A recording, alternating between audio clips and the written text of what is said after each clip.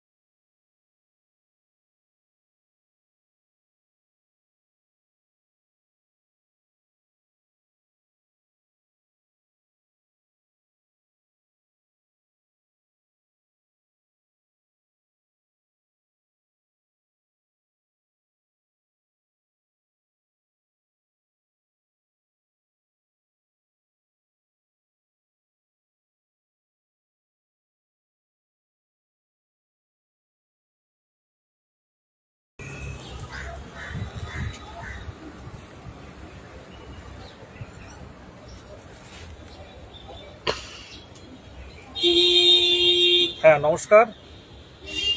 2022 সালের টেট উত্তীর্ণ 23 জেলা টেট উত্তীর্ণদের কাছে আজকে একটা স্বস্তির একটা কিছুটা হলেও স্বস্তির রায় হলো যে বিএডরা টেট উত্তীর্ণ 2022 সালের বিএড দিয়ে যারা টেট উত্তীর্ণ হয়েছিল তাদের ক্ষেত্রে তারা নতুন নিয়োগে অংশগ্রহণ করতে পারবে না। খুব ভালো রায়, এবং এটা লাঞ্চের পরে আবারও শুরু হয়েছে, অলরেডি শুরু হয়েছে। আমরা একটু বাইরে বেরোলাম, তো দেখা যাক পরবর্তীর অর্ডারটা কি আসে দিনের শেষে।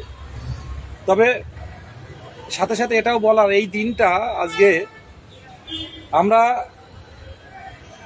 সুপ্রিম কোর্টে গেছিলাম। অনেকেই আজকে গ্রুপে যারা নতুন জয়েন্ট হয়েছেন তাদের জন্য বলছি, সুপ্রিম কোর্টে গেছিলাম, যেখানে এই গ্রাউন্ডে, সেম গ্রাউন্ডে ওখানে ক্লারিফিকেশনটা নিয়ে আসা হয়েছিল। তো সেটা হাইকোর্টে অনেকটাই ক্লিয়ার হয়ে গেল। কিন্তু সামনে আমাদের বড় মামলা যেটা হচ্ছে ইন সার্ভিস, সবচেয়ে গুরুত্বপূর্ণ।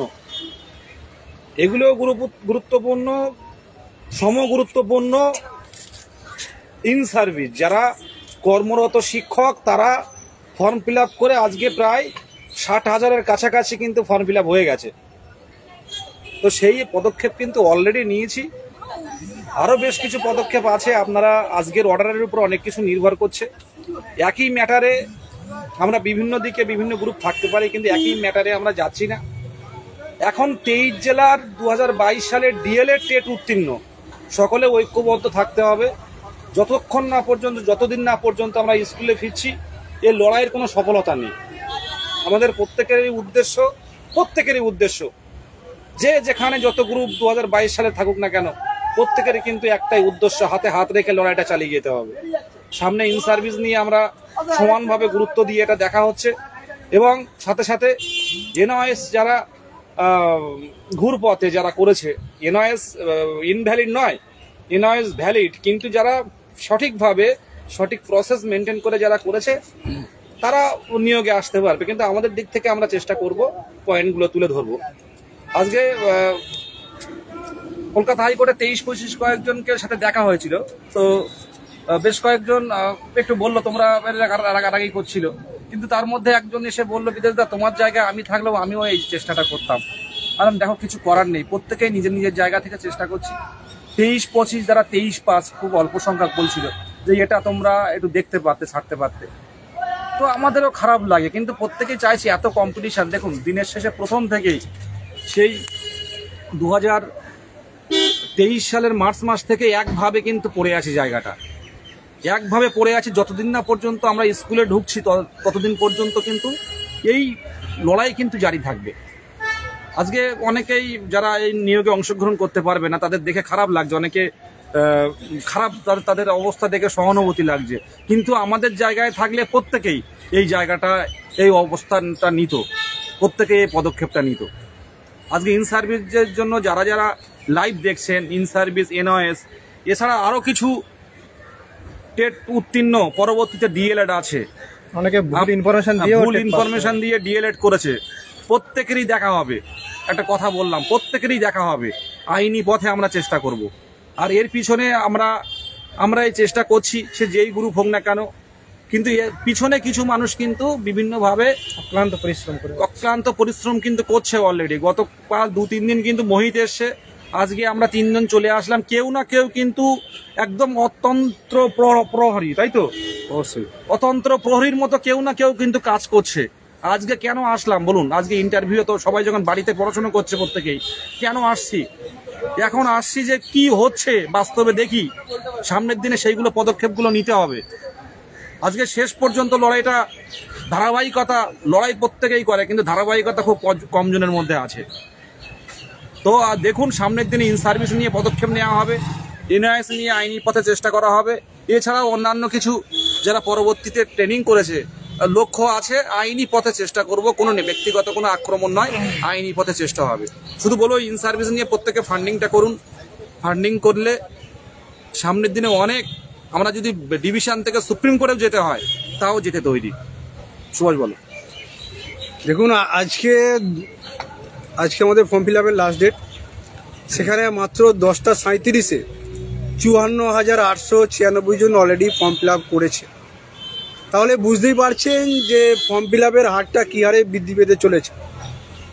আর আমাদের ভ্যাকান্সি কত? 13,421টা।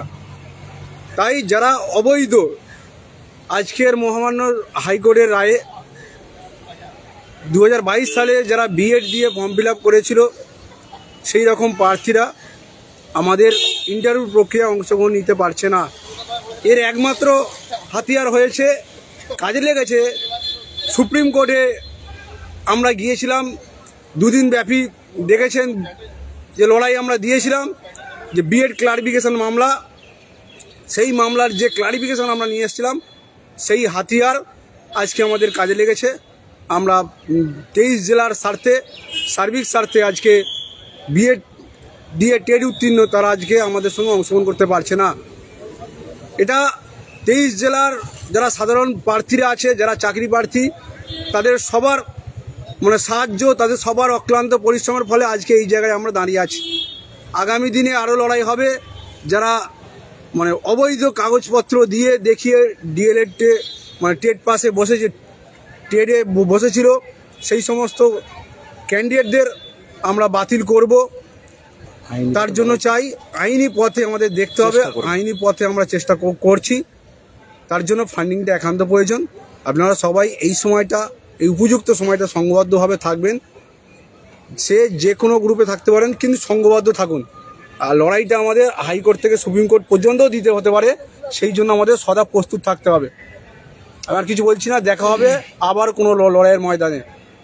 হ্যাঁ, 23-25 হোক বা আর আদার্স যারা বিএড যারা বাতিল হয়েছে আর কি, কেউ আমাদের শত্রু নয়। আমাদের খুব কাছের লোক অনেকে আছে, অনেক বন্ধুরা আছে, কিন্তু এটা আমাদের ব্যক্তিগতভাবে তাদের সাথে খুব সম্পর্ক ভালো থাকবে, আগামী দিনেও সম্পর্ক ভালো থাকবে।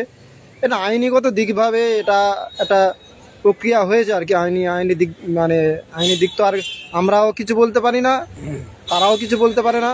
জাজ যেটা মনে করবে সেটাই অর্ডার, এবং সে পয়েন্টগুলো আমরা তুলে দিয়েছিলাম আমাদের দিক থেকে, ওরা ওদের দিক থেকে তুলে ধরেছিল। সেক্ষেত্রে কেউ কারোর বন্ধুত্বটা আমাদের থাকবে সারা জীবন। আর একটা বিষয় হলো, প্রায় 60,000 হয়তো পার হয়ে গেছে এতক্ষণ ফর্ম ফিল আপ। সেক্ষেত্রে আমরা যদি আমাদের আগামী দিনের যে কেসগুলো আছে আর কি ঠিকমতো লড়াই দিতে পারি, তো একটা সবে জয় এসেছে, আরও অনেকগুলো পদ বাকি আছে। ঠিকমতো যদি আমরা সামনের কেসগুলো লড়তে পারি আর কি, সেক্ষেত্রে আমার মনে হয় অর্ধেকে নেমে যেতে পারে, ক্যান্ডিডেট সংখ্যা আর কি। কতগুলো বলে? সেক্ষেত্রে আমাদের 13,421 ভ্যাকান্সিতে এর লড়াইটা অনেকটা একটু সহজ হবে। তো লড়াইটা যে খুব সহজ হবে তা না, ভ্যাকান্সি বৃদ্ধির জন্য আমাদের আগামী দিনে কর্মসূচি থাকছে আর কি। খুব হয়তো 1-2 দিনের মধ্যে আমরা ঘোষণা করব। সবাই মানসিকভাবে প্রস্তুত থাকবেন 1-2 দিনের মধ্যে আমরা একটা কর্মসূচি ঘোষণা করতে যাচ্ছি আর কি।